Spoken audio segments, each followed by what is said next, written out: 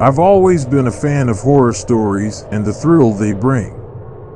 So when I stumbled upon a listing on Airbnb for a supposedly haunted house, I couldn't resist the opportunity. The Willowbrook house was said to be the epitome of eerie, with a dark past that sent shivers down your spine.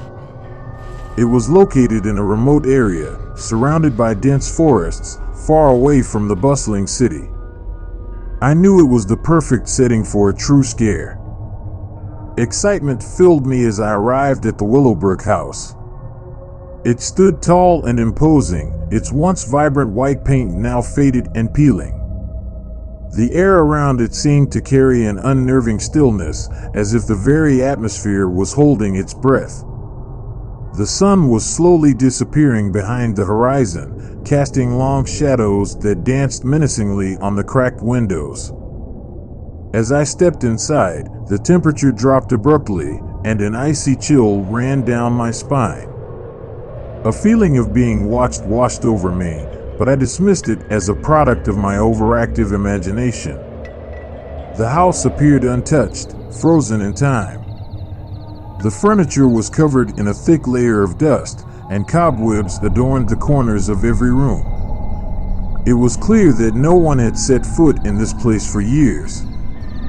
I settled into one of the creaking armchairs, my eyes darting nervously around the room. The silence was deafening, broken only by the occasional caw of a raven outside. It was then that I heard a faint whisper, barely audible. I strained my ears, trying to decipher the words. The voice seemed to come from nowhere and everywhere at once. As the night deepened, the house came alive with eerie sounds. Footsteps echoed through the empty halls, doors creaked open and shut on their own, and whispers grew louder and more distinct.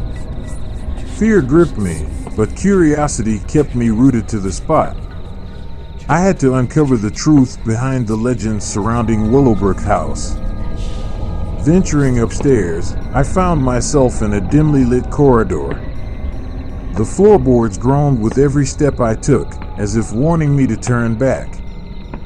The air grew heavier, suffocating me, and a nauseating stench filled my nostrils. I covered my mouth to keep from gagging as I reached the end of the corridor. There, a door stood ajar, beckoning me with an otherworldly presence. Heart pounding, I pushed the door open. What I saw inside froze me to my core. The room was in disarray, furniture overturned, and mirrors shattered into 1,000 pieces.